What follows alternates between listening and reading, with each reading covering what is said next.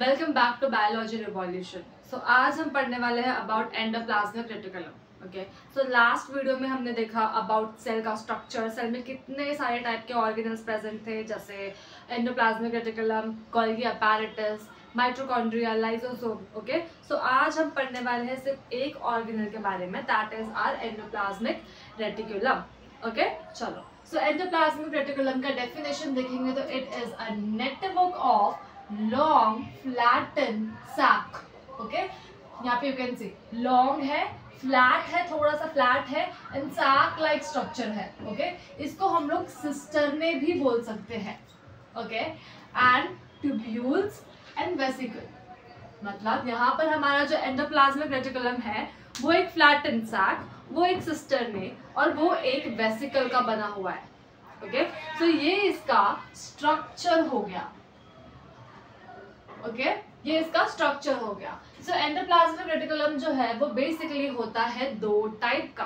First is rough endoplasmic reticulum and second is smooth. यहाँ पे हम लोग डायग्राम में देखते हैं। Okay, this part is rough endoplasmic reticulum. Okay, अब इसको रफ क्यों बोला? बिकॉज ऑफ राइबोसोम जो इसके सरफेस पे प्रेजेंट है। You can see this red colour का डॉट, दिस इज राइबोसोम। ओके, जो इसके सरफेस पे प्रेजेंट होता है, तो हम लोग इसको बोलते हैं रफ एंडोप्लाज्मिक रेटिकुलम।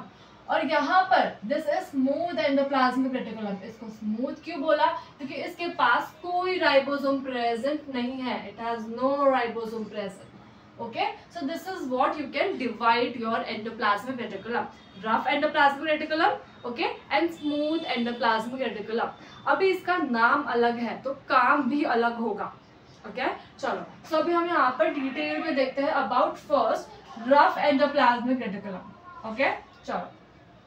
अब यहाँ पर ये जो एंडोप्लाज्मिक रेटिकुलम है, चाहे रफ हो चाहे स्मूथ हो, वो आगे कंटिन्यू होके बनता है न्यूक्लियस से। ओके, न्यूक्लियस के पास होता है nuclear envelope. Okay, what is nuclear envelope? Nuclear envelope nucleus का वॉल है। Nucleus is a double membrane structure. Okay, double membrane organelle. इसके पास एक आउटर मेम्ब्रेन है, एक इनर मेम्ब्रेन है, बीच में न्यूक्लियर, ओके, पेरीन्यूक्लियर स्पेस है। ओके, सो न्यूक्लियस का जो आउटर मेम्ब्रेन है वहां से कंटिन्यू होके बनता है हमारा एंडोप्लाज्मिक रेटिकुलम। इवन हमारे सेल में जो एंडोप्लाज्मिक रेटिकुलम है वो 50% स्पेस ऑक्यूपाई करता है। इतना स्पेस ये एक सेल का ऑक्यूपाई कर लेता है। ओके, अब इतना स्पेस ऑक्यूपाई कर रहा है तो वो उस सेल को फ्रेम वर्क भी देता है। ओके, एक हिसाब से यू कैन से स्केलेटन फॉर्म करता है एक सेल का। ओके, चलो। सो यहाँ पर हमारा जो एंडोप्लाज्मिक रेटिकुलम है रफ, ओके, ये आगे कंटिन्यू होता है आउटर मेम्ब्रेन ऑफ योर, जिसको यहाँ पे आप देख सकते हो, this is the outer membrane, और यहाँ से कंटिन्यू हो रहा है रफ एंडोप्लाज्मिक रेटिकुलम। ओके, चलो। अब यहाँ पर रफ एंडोप्लाज्मिक रेटिकुलम जो है वो न्यूक्लियस से कनेक्टेड है। ओके, न्यूक्लियस के पास एक और चीज है, nuclear pore. Here you can see this is pore. Okay, जो न्यूक्लियस की मेम्ब्रेन पर होती है। अब इस पोर का काम क्या है? न्यूक्लियस जो भी बनाता है वो इस पोर के थ्रू बाहर चला जाता है सेल के। जैसे न्यूक्लियस के पास प्रेजेंट होता है डीएनए। ओके, न्यूक्लियस के पास क्रोमोसोम है, क्रोमोसोम के अंदर डीएनए है। ओके, सो ये डीएनए अपने आप को एमआरएनए में कन्वर्ट करते हैं, मतलब डीएनए से एमआरएनए बनता है, कन्वर्ट नहीं करते, बनता है। Okay, by the process transcription, जो होता है न्यूक्लियस के अंदर। ओके, अब इस एमआरएनए को न्यूक्लियस के बाहर आना है तो वो आता है with the help of nuclear pore. इस पोर के थ्रू ये बाहर आएगा और कहाँ जाएगा? अपने बेस्ट फ्रेंड राइबोसोम के पास। ओके, सो यहाँ पे हमारा डीएनए के अंदर ट्रांसक्रिप्शन हुआ। ओके, ट्रांसक्रिप्शन से एमआरएनए बाहर आया राइबोसोम के पास। अब राइबोसोम को थोड़ा सा डिटेल स्ट्रक्चर हम देखेंगे तो राइबोसोम के पास होता है दो सब यूनिट। फर्स्ट इज लार्जर सब unit and second is smaller सब यूनिट। ओके, लार्जर सब यूनिट और स्मॉलर सब यूनिट के बीच में आके बैठता है एमआरएनए। ओके, अब इस एमआरएनए करता क्या है? इसके पास आके एमआरएनए इसके पास आके प्रोटीन बनाने में हेल्प करता है। ओके, तो इस प्रोसेस को हम लोग बोलते हैं ट्रांसलेशन, जहाँ पे प्रोटीन बनता है with the help of mRNA. Okay, so ribosome के पास एमआरएनए के साथ साथ यू कैन सी राइबोसोम का स्ट्रक्चर है। This is the larger subunit, this is the smaller subunit. बीच में आके कौन बैठा है? एमआरएनए। ओके, यहाँ पर लार्जर सब यूनिट में इसके पास होता है टीआरएनए। मतलब mRNA tRNA साथ में हेल्प करते हैं अमीनो एसिड का चेन बनाने में। ओके, अमीनो एसिड का बहुत लंबा चेन बनेगा, that is protein only. Okay, तो यहाँ पर राइबोसोम के अंदर इन शॉर्ट अगर बोलूं तो राइबोसोम में प्रोटीन बन रहा है।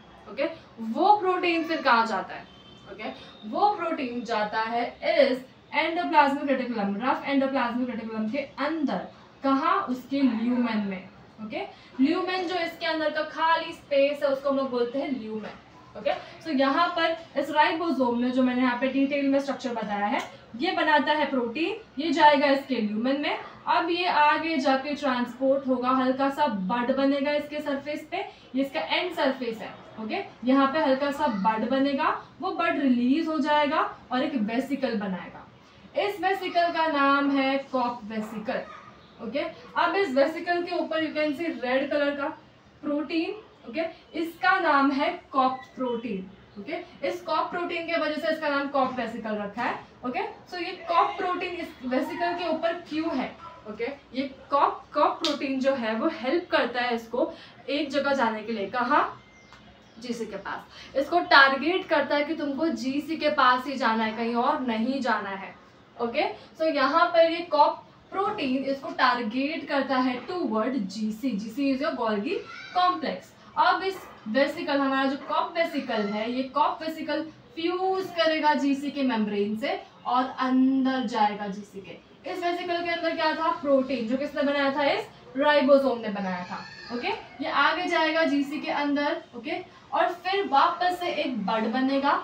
ओके, ये जीसी करेगा क्या इस प्रोटीन के साथ? हमने पढ़ा था जीसी क्या करता है, यार रॉ प्रोटीन भेजता है जीसी को, जीसी उस प्रोटीन को मॉडिफाई करता है, उसको पैकेजिंग करता है, उसको लेबल करता है, अच्छे से प्रोटीन को मॉडिफाई करता है हमारा जीसी। ओके, जीसी मॉडिफिकेशन करता है, पैकेजिंग करता है उस प्रोटीन का एंड उसको आगे भेज देता है। ओके, अब हमारा ये जो प्रोटीन है एक वेसिकल में है जिसमें अच्छा खासा मॉडिफाइड प्रोटीन है। अब ये अपने हिसाब से काम करेगा, इसको जहां जाना है वो वहां जाएगा। कहाँ जाएगा? जहां पर नीड है। ओके, फॉर एग्जाम्पल समझो ये प्लाज्मा मेम्ब्रेन के पास चला गया। हमने पढ़ा था प्लाज्मा मेम्ब्रेन किसका बना है? प्रोटीन का, फॉस्फोलिपिड का। ओके, तो यहाँ पे प्लाज्मा मेम्ब्रेन प्रोटीन भी कुछ कुछ होता है, तो वो वहां पे चला जाएगा। ओके, क्या पता ये लाइसोसोम के पास चला जाए। लाइसोसोम भी एक ऑर्गेनेल है, ओके, हमारे सेल का। उसको क्या पता नीड हो कुछ प्रोटीन का। ओके, क्योंकि वो भी बहुत सारे प्रोटीन का बना हुआ होता है, तो उसके पास चला जाए। या तो ये सेक्रेटरी वेसिकल बन जाए खुद। सेक्रेटरी वेसिकल ऐसा वेसिकल है जो सेल के बाहर जाता है। कहीं सेल के बाहर नीड है क्या प्रोटीन का, तो सेल के बाहर चला जाएगा by doing process exocytosis. Okay, exocytosis करके सेल के बाहर जाएगा जहां भी नीड है। तो this is what your function of rough endoplasmic reticulum. हमारा RER ऐसे काम करता है। इन शॉर्ट बोलूं तो RER प्रोटीन का सिंथेसिस कर रहा है बिकॉज ऑफ राइबोसोम, उसके सरफेस पर राइबोसोम है, एंड उसको ट्रांसपोर्ट भी कर रहा है। ऐसा नहीं कि उसने प्रोटीन बना दिया और उसको भेजा ही नहीं आगे। ओके, सो यहाँ पे हमारा RER का फंक्शन क्या है? Protein synthesis and transport that protein to GC. Okay, चलो नेक्स्ट है हमारा smooth endoplasmic reticulum. You can say this is your smooth endoplasmic reticulum. इसके सरफेस पे कोई राइबोसोम प्रेजेंट नहीं है, बट ये भी हमारा न्यूक्लियस से कनेक्टेड ही है, न्यूक्लियस के आउटर मेम्ब्रेन से।